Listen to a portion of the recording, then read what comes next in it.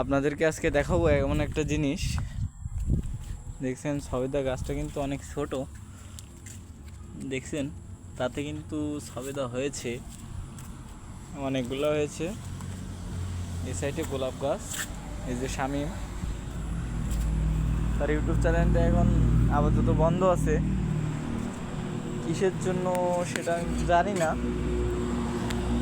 তো খুব দ্রুতই ঠিক হয়ে যাবে। দেখছেন এদিকে ঘরটা খুবই সুন্দর, এর ভিতরটাও কিন্তু অনেক সুন্দর, দেখছেন কত সুন্দর,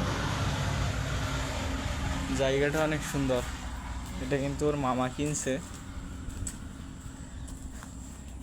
ওদের এই জমিটা 75 লাখ টাকা দিয়ে কিনছে।